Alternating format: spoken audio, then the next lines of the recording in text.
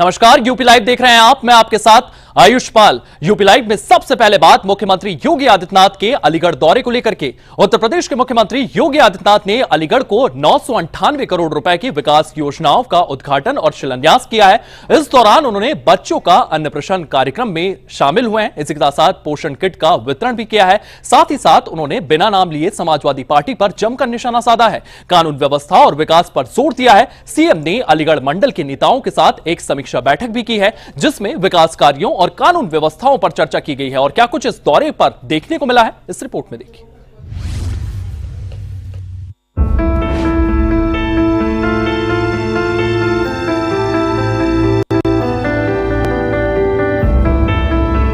अलीगढ़ के नुमाइश मैदान में आयोजित एक बड़े समारोह में मुख्यमंत्री योगी आदित्यनाथ ने 998 करोड़ रुपए की 186 विकास परियोजनाओं का लोकार्पण और शिलान्यास किया।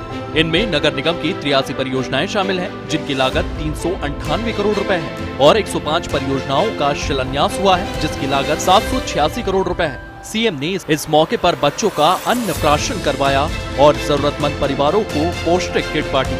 उन्होंने उद्यमियों को प्रमाण पत्र, मेधावी छात्रों को टैबलेट और पीएम आवास योजना के लाभार्थियों को घर की चाबियां भी सौंपी।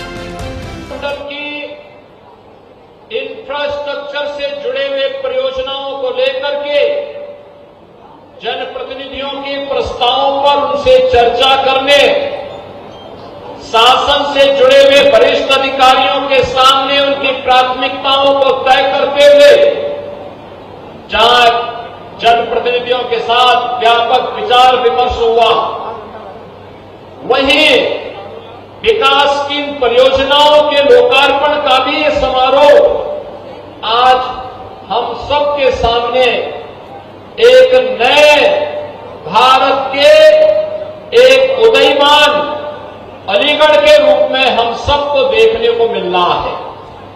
बहनों और भाइयों, जब अलीगढ़ की हम बात करते हैं तो इसकी पौराणिक और ऐतिहासिक पहचान के साथ ही इस जनपद को बाबूजी सर्वैया कल्याण सिंह जी ने राष्ट्रीय स्तर पर नेतृत्व प्रदान किया था। इस पूरे क्षेत्र की पहचान बनती है। जब भी हम अलीगढ़ की बात करते हैं तो देश के अंदर भी, प्रदेश के अंदर भी हर नागरिक के मन में एक तस्वीर सामने आती है बाबूजी कल्याण सिंह जी की। वन डिस्ट्रिक्ट वन प्रोडक्ट में यहां का ताला उद्योग और हार्डवेयर से जुड़े हुए उन सभी समूहों को हम लोगों ने बाद में ओडीओपी का हिस्सा बनाया। याद करिए, मुख्यमंत्री के रूप में सर्वे बाबूजी ने अलीगढ़ के ताला उद्योग के लिए ताला नगरी के रूप में एक अलग से व्यवस्था देकर के उसको एक पहचान दिलाने का काम 10 को पहले प्रारंभ किया था। और आज मुझे प्रसन्नता है कि उनके सपनों को साकार करते हुए न केवल अलीगढ़ में बल्कि पूरे प्रदेश के अंदर वहां के परंपरागत उद्यम को वन डिस्ट्रिक्ट वन प्रोडक्ट के माध्यम से एक नई ऊंचाई तक ले जाने, नौजवानों के लिए नए रोजगार के अवसर उपलब्ध करवाने, विकास के माध्यम से और समृद्धि के लिए एक्सपोर्ट की सुविधा के साथ से जोड़ने में आज हमें सफलता प्राप्त हो रही है। इसके पीछे हमने प्रधानमंत्री जी के विजन के साथ ही सर्वैया बाबूजी की उस परिकल्पना को जो उन्होंने 10 को पहले सोचा था, आज जमीनी धरातल पर उतारने में हमें आनंद की अनुभूति भी हो रही है। इस दौरान सीएम योगी ने बिना नाम लिए समाजवादी पार्टी पर तीखा हमला बोला। उन्होंने कहा है कि पहले आतंकवाद और माफियाओं को बढ़ावा देने वाले लोग समाज को नुकसान पहुंचाते थे। 2017 से पहले उत्तर प्रदेश में पहचान का संकट था, लेकिन अब वो दौर खत्म हो चुका है। सीएम ने कहा है कि सरकार का ध्यान अब विकास और युवाओं को रोजगार देने पर है। अब सरकारी नौकरी किसी एक परिवार की बपौती नहीं रही। याद करिए, 2017 के पहले यही होता था। कोई नौकरी निकलती थी, एक परिवार के सभी लोग, भाई भी, भतीजा भी और परिवार के सभी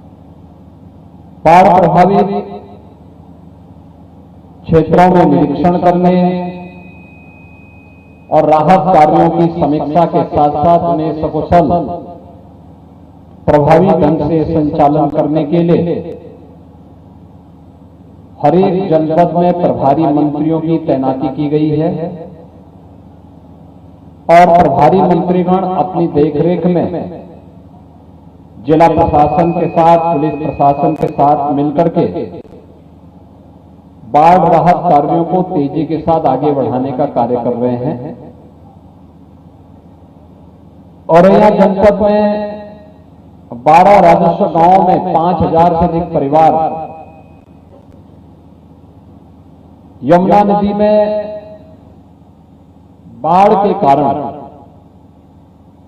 प्रभावित हुए हैं।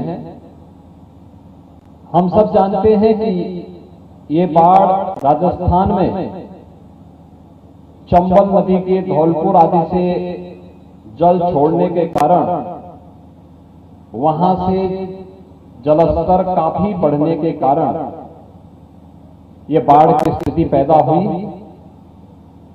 सामान्यतः हम देखते हैं कि जो खतरा का निशान है यमुना जी में वह 113 मीटर है, लेकिन उससे भी 4.5 मीटर ऊपर, खतरे के निशान से भी 4.5 मीटर ऊपर जल का स्तर पहुंचने के कारण ये स्थितियां पैदा हुई।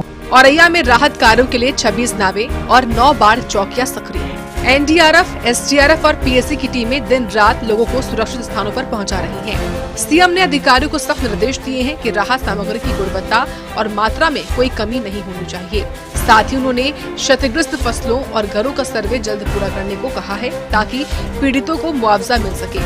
औरैया में जल शक्ति मंत्री स्वतंत्र देव सिंह और मंत्री प्रतिभा शुक्ला भी बाढ़ प्रभावित क्षेत्रों का दौरा कर चुके हैं और राहत कार्यों की निगरानी कर रहे हैं।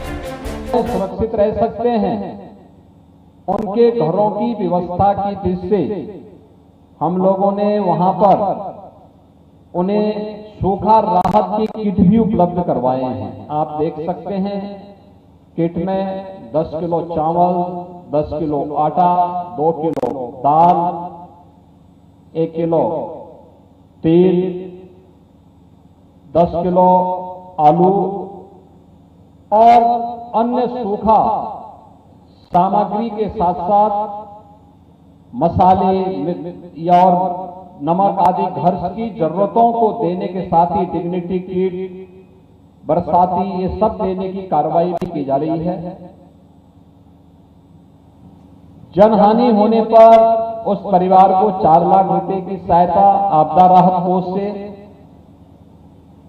किसी परिवार का मकान पूरी तरह बह गया है या नदी में विलीन हो गया है, उन परिवारों को मुख्यमंत्री आवास योजना से आच्छादित करने की कार्रवाई भी की जा रही है। पशुओं के चारा के साथ ही अगर पशुधन की हानि हो रही है उसका भी कंपनसेशन दिया गया है। जिन अन्नदाता किसानों की फसल को नुकसान पहुंचा है उसके सर्वेक्षण के भी आदेश दिए गए हैं और उन्हें भी सर्वेक्षण की रिपोर्ट आते ही तत्काल कंपनसेशन उपलब्ध करवाने का कार्य होगा। हमें भी अलर्ट मोड में रहना होगा क्योंकि अभी ये अगस्त का प्रथम सप्ताह है और बाढ़ की आशंका सितंबर तक बनी रहती है। हमें इसके लिए सदैव सतर्क दृष्टि से इन सभी पे नजर रखनी होगी। मैं आपको इस बात के लिए आश्वस्त करता हूं कि सरकार और प्रशासन पूरी मुस्तैदी के साथ आपके साथ खड़ी है और आपको हर संभव सहायता करने के लिए पूरी मजबूती और प्रतिबद्धता के साथ कार्य करेगी। धन्यवाद। औरैया से पहले सीएम योगी आगरा में कमिश्नरी सभागार में आगरा मंडल के मंत्रियों, सांसदों, विधायकों और विधान परिषदों के साथ समीक्षा बैठक की। इस बैठक में पर्यटन, लोक निर्माण और नगर विकास विभागों के कामकाज पर चर्चा हुई। सीएम ने अधिकारियों को निर्देश दिए कि विकास परियोजनाएं समय पर पूरी हो और कानून व्यवस्था में कोई लापरवाही न हो। उन्होंने आगरा में अटलपुरम टाउनशिप का शुभारंभ भी किया, जो शहर के लिए एक बड़ी विकास परियोजना है। सीएम योगी का औरैया और आगरा दौरा बाढ़ प्रभावित लोगों के लिए राहत और विकास की नई उम्मीद लेकर आया है। उनकी टीम 11 और प्रशासन युद्ध स्तर पर राहत कार्यों में लगा हुआ है। औरैया में 26 नावों और बाढ़ चौकियों के जरिए लोग सुरक्षित स्थानों पर पहुंच रहे हैं और आगरा मंडल में विकास कार्यों को गति मिल रही है। ये कदम दिखाता है कि सरकार संकट के समय में भी विकास और राहत को लेकर साथ चल रही है। ब्यूरो रिपोर्ट, सूर्या समाचार।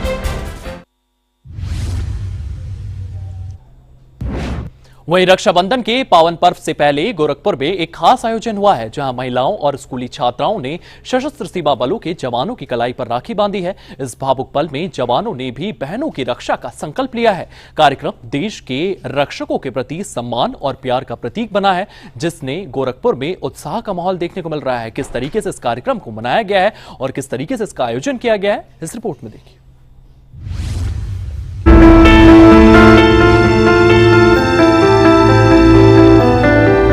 गोरखपुर के सशस्त्र सीमा बल प्रशिक्षण केंद्र में रक्षाबंधन के मौके पर एक खास कार्यक्रम हुआ।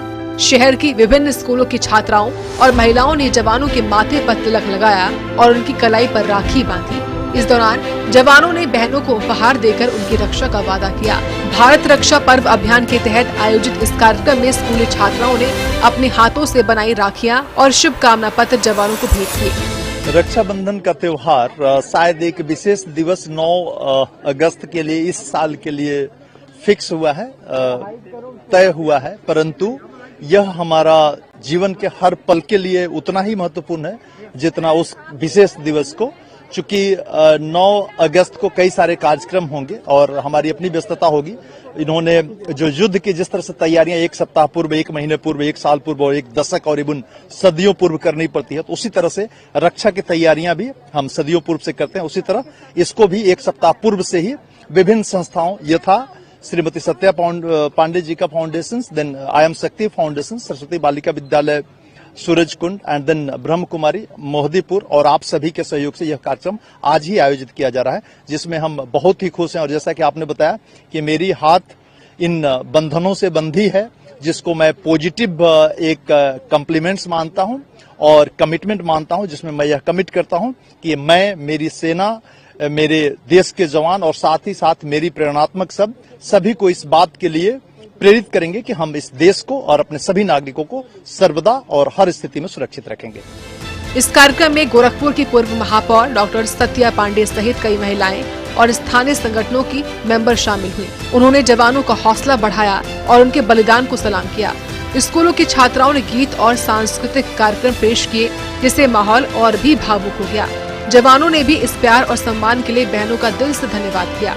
एसएसबी के डिप्टी कमांडेंट ने कहा कि ये पल उनके लिए गर्व का है और इससे उनका मनोबल और बढ़ रहा है। देखिए, बहुत खुशी की बात है कि आज हर लोग के अंदर ये उत्साह है कि रक्षाबंधन एक दिवसीय नहीं, भाई बहन का ये जो त्योहार होता है ये जीवन पर्यंत के लिए होता है।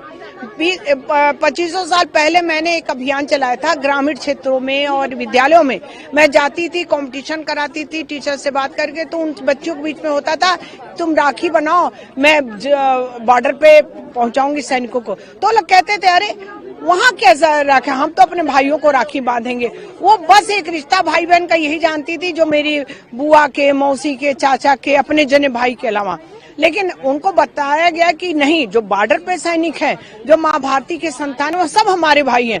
उनके ही उससे हम लोग बहुत खुशियों से रहते हैं। और तो उसके बाद ये लोग देखिए, बच्चियां भी मुझसे जुड़ी हैं और राखी का त्योहार ये जीवन पर्यंत का त्योहार।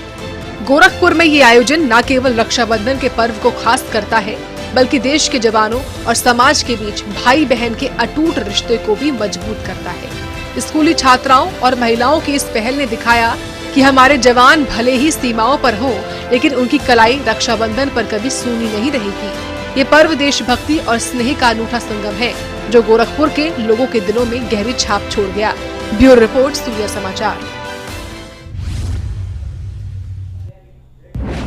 इसी बीच उत्तर प्रदेश के प्रयागराज से एक दुखद खबर सामने आई है, जहां पर गंगा नदी में नहाते समय 5 बच्चे डूब गए हैं। ग्रामीणों ने 2 बच्चों को बचाया है, 3 की मौत हो गई है। मौत की खबर से इलाके में हड़कंप मचा हुआ है। परिजनों का रो रो कर बुरा हाल है।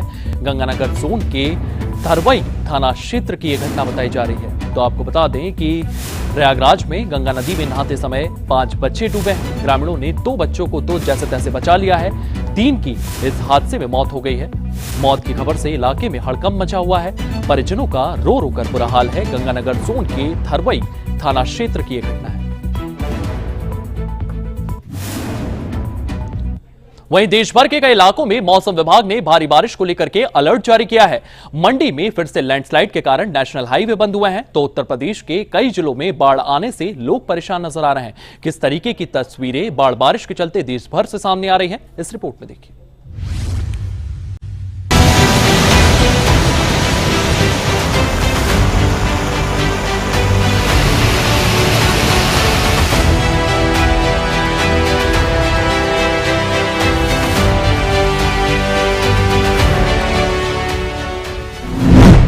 बरसात, आफत और हाहाकार।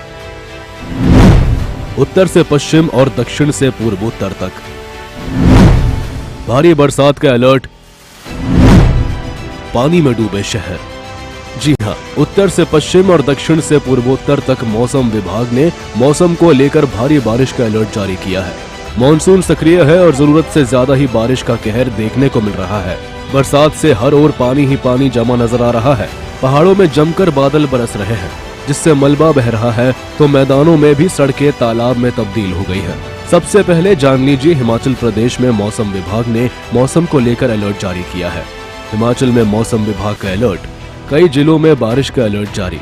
ऊना, बिलासपुर और कांगड़ा में भारी बारिश का ऑरेंज अलर्ट। हमीरपुर, मंडी और सिरमौर जिले में येलो अलर्ट। प्रदेश में 8 अगस्त तक बारिश से राहत के आसार नहीं।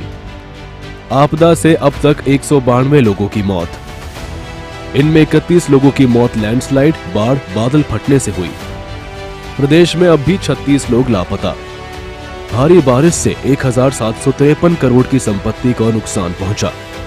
हिमाचल में बारिश से 309 सड़कें बंद। अब तक 113 बिजली ट्रांसफार्मर बाधित। 113 जलापूर्ति योजनाएं बाधित। सबसे पहले तस्वीरें मंडी की देखिए, जहां मंडी में बारिश के बाद लैंडस्लाइड हुआ है, जिस कारण चंडीगढ़ मनाली नेशनल हाईवे बाधित हुआ है और हाईवे पर पत्थर गिर पड़े। तेज बारिश से मंडी में भारी तबाही देखने को मिल रही है। वहीं मंडी में नदियों का रौद्र रूप भी दिख रहा है। नदियों में पानी का तेज बहाव बहता हुआ नजर आ रहा है। वहीं मंडी के बलह में भारी बारिश का कहर देखने को मिला। यहाँ बारिश के बाद उफान पर नदियां आ चुकी है। ब्यास नदी का जलस्तर बढ़ा है, जिस कारण खतरा बरकरार है। वहीं जानकारी है कि ब्यास नदी में जलस्तर बढ़ने के कारण पंडोह बांध और कोल डैम से अतिरिक्त पानी छोड़ा जा रहा है। एसडीएम सुंदरनगर कार्यालय ने आपदा प्रबंधन अधिनियम की धारा 30 के तहत आदेश जारी करते हुए 5 अगस्त को सरकारी शीतकालीन विद्यालयों को बंद रखने के निर्देश दिए हैं। हालांकि स्कूलों का शिक्षक व अन्य स्टाफ कार्य दिवस में उपस्थित रहेगा।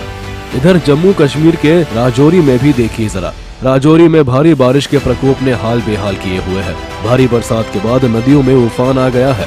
एक तरफ पहाड़ों पर कुदरत का कहर देखने को मिल रहा है, तो दूसरी तरफ मैदानी क्षेत्रों में भी जोरदार बारिश हो रही है। तस्वीरें उत्तर प्रदेश के प्रयागराज की है, जहां बाढ़ आई है और बाढ़ में कई गांव डूब गए हैं। लोगों के घरों तक में पानी भर गया है।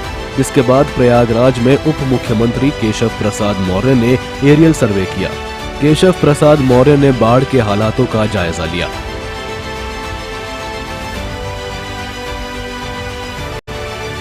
चाहे बिजली के साथ किसी चीज की हो, सभी को सुविधा मिलेगी और गांव में राहत कार्य भी, और घर घर जाकर भी कोई ऐसी समस्या है तो समस्या का समाधान हम लोग करेंगे।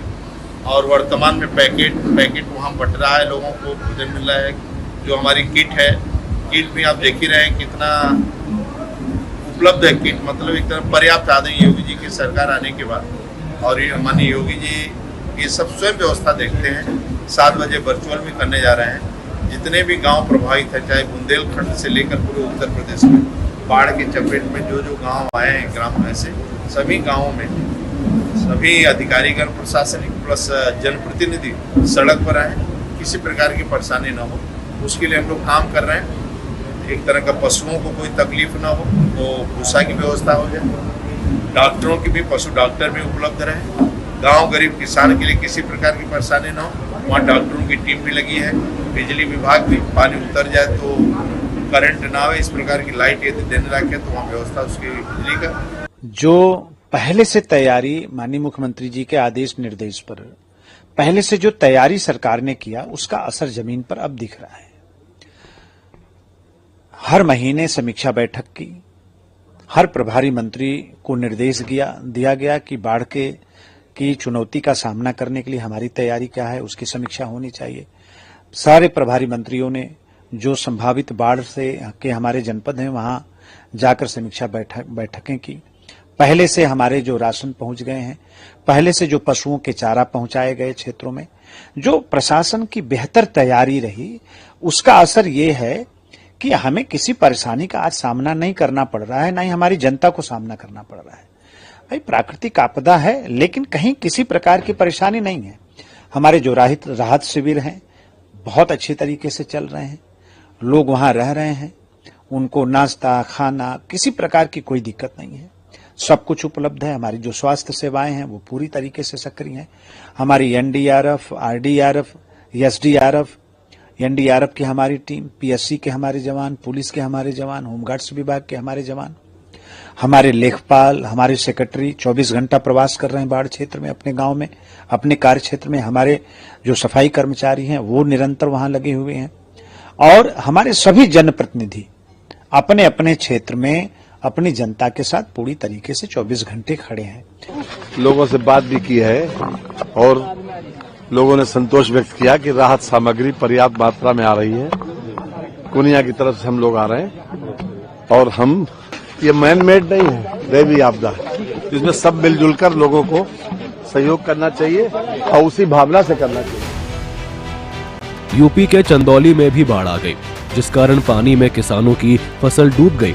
लोगों को गांव में नाव का इस्तेमाल करना पड़ रहा है। हालात ऐसे हैं कि लोगों को पानी में रहने को मजबूर होना पड़ रहा है। इधर वाराणसी में खतरे के निशान से ऊपर गंगा नदी बह रही है। गंगा नदी में बाढ़ आने से चिंता बढ़ चुकी है। वाराणसी के कई इलाके जलमग्न दिखाई दे रहे हैं। घाट और मूर्तियां भी डूबी हुई दिख रही हैं। इधर यूपी में मिर्जापुर में गंगा का जलस्तर खतरे के निशान से ऊपर है। 346 गांव बाढ़ की चपेट में है, वहीं बचाव अभियान जारी है। इधर हरिद्वार में भी गंगा नदी खतरे के निशान से ऊपर बह रही है। निचले इलाकों में अलर्ट जारी हुआ है, जिसको लेकर एसडीओ ने जानकारी दी है। अभी वर्तमान में हरिद्वार में गंगा नदी का जलस्तर 293.10 मीटर है, जो हमारे चेतावनी जलस्तर से 10 सेंटीमीटर ऊपर है और खतरे के निशान से 90 सेंटीमीटर नीचे है।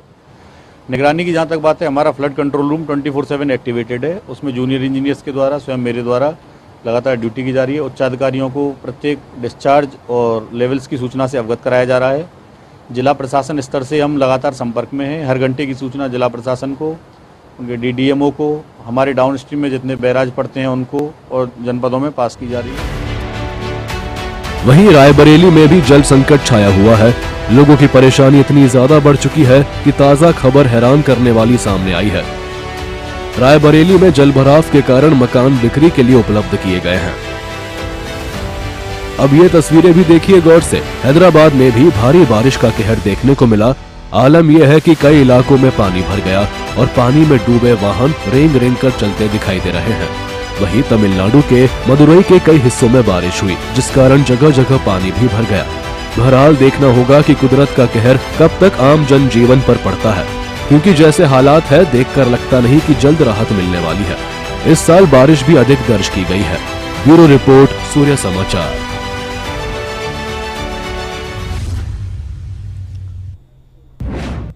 चलिए फिलहाल यूपी लाइव में इतना ही। आप बने रहिए सूर्य समाचार के साथ।